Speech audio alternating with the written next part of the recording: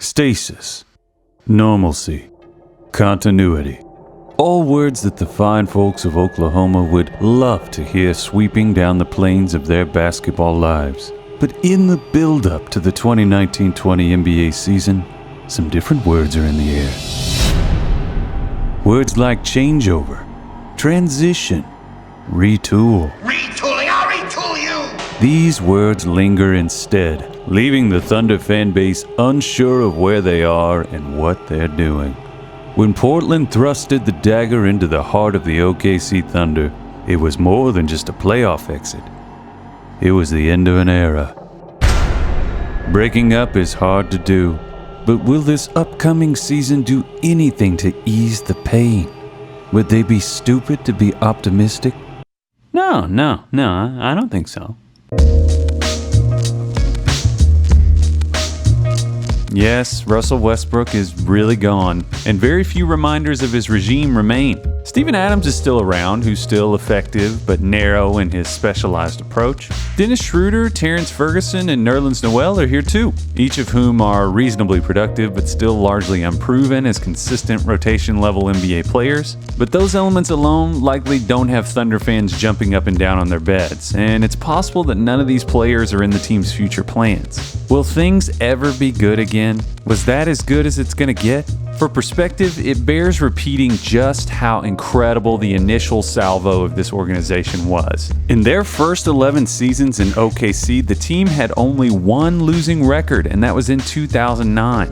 They made the conference finals 3 times. They even made the finals in 2012. That's because Sam Presti rattled off a run of 3 consecutive NBA drafts that is without parallel. Kevin Durant in 2007, Russell Westbrook in 2008, and James Harden in 2009. 3 picks, 3 MVPs. That doesn't even include Serge Ibaka, the multiple-time all-defensive teamer and culinary whiz. You have to go beyond sports to find streaks that impressive. Maybe Harrison Ford when he did Empire Strikes Back, Raiders of the Lost Ark, and then Blade Runner. With the departure of Russ to the Rockets, the Thunder will now be forced to potentially watch all 3 of those beloved sons go elsewhere and flourish. Granted, some might argue that these sons never belonged to OKC in the first place. That's my house and that's my car. But in this time of transition, I don't even think that we have to burn calories arguing about whether or not OKC won their trades with the Rockets and the Clippers. It's a mind-melting haul that comes right as a shift in eras needed to occur. If you are in any way interested in the OKC Thunder, allow me to introduce you to someone. This here is Shai Gilgeous-Alexander, and he's probably going to be the new love of your life.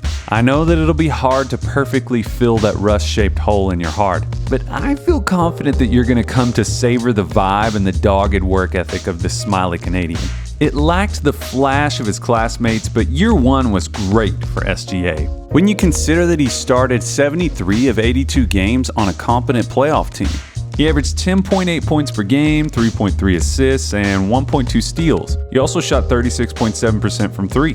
The most staggering and noteworthy part of Shai's presence as a hooper is his frame. This dude is lean and big for a lead guard. 6'6" actually, and he's got an utterly absurd 7-foot wingspan. Remember that airplane celebration that Jason Terry used to do?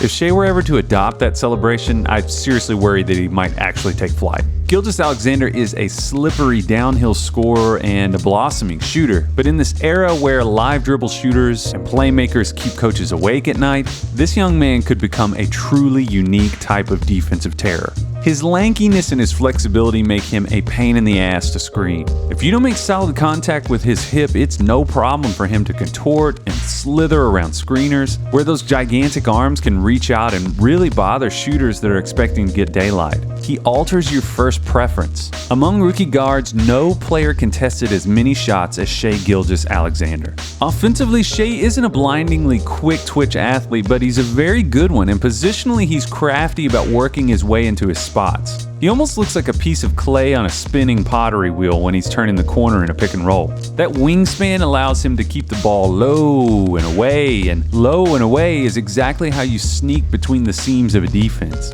It's all about a mirrored idea of extreme angles. Shai creates them on offense and he can take them away on defense. He's a work in progress as a playmaker that can manipulate defenses, and he does still appear to lean towards scoring. This area of his IQ is still evolving, but I wouldn't bet against it. For his potential as a two-way contributor, it would not surprise me at all if Shai Gilgeous-Alexander plays a lot of winning basketball throughout his career. He could even become an all-star. I think that OKC fans are really going to come to love this guy. Aside from Westbrook and George, the Thunder also lose veterans like Markieff Morris, Jeremy Grant, Raymond Felton, and Patrick Patterson.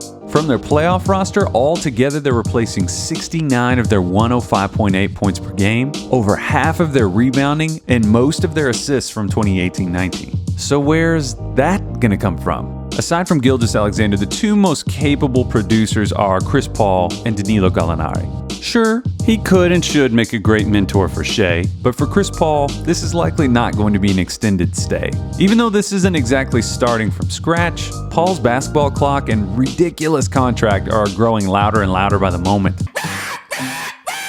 Paul is 34 years old, and for an NBA player under 6'2", staying in the league at that age is like staggering on to the summit of Mount Everest. If you're a score-first guard at that size, you can just go ahead and forget about it. There have only been 8 occasions where someone under 6'2" played past the age of 34 and maintained a win share average higher than 9. 5 of those seasons belong to John Stockton. If your blueprint for optimism is matching a singular event in NBA history, you're being pretty damned optimistic. The players that last have something in common other than height: ultra-high ball skills and IQ. Paul has both of those in spades. He's among the most well-rounded skill players ever to play, but the use in his usage is not as flexible as it's been. CP3 has struggled with staying on the court over the course of his career. He's only played over 70 games on 6 occasions in his 14 seasons in the NBA. In the short term, this isn't a terrible basketball situation for him. OKC has enough long athletes to keep him from having to defend at the point of attack. He's still a smart team defender, and it's unlikely that he'd be asked to replicate the self-starting offense that went on in Houston. Paul, alongside James Harden, made more unassisted threes than anyone in the NBA last season. His production in the pick and roll has trended down in the past 4 seasons, hitting low points this past season in points per possession, score frequency, and he's been turning the ball over more. Although he'll be a free agent next summer, Danilo Gallinari quietly sits among the pieces available to Billy Donovan this season. And I think it should be made clear, this dude is good. Like, really good.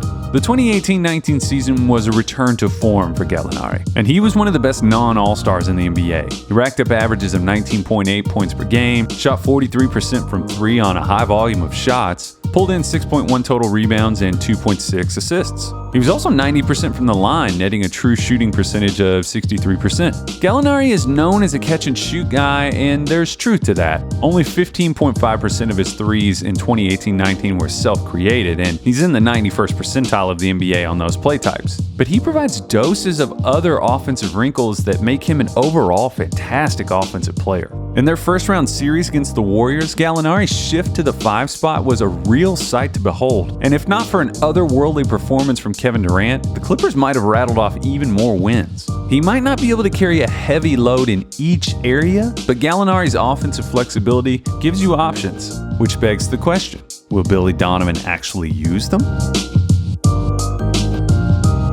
The absence of Westbrook's influence is going to impact OKC's offensive identity for this upcoming season. There was seemingly no correlation between what type of offensive approach OKC took and what OKC actually did well. They ran a ton of pick and roll, but only registered in the 35th percentile. They ran the second most isolation in the NBA and only scored 0.83 points per possession, which put them in the 31st percentile. Even without the superstars, the offense could at least be more fun to watch. OKC has zero pressure on them to make their on-court product work towards their future plans. That is, they have total freedom to attempt to try to win now. They're sitting back with their feet up with a war chest full of assets and a team that's hardly a pushover. In that sense, this could be a fun house money year.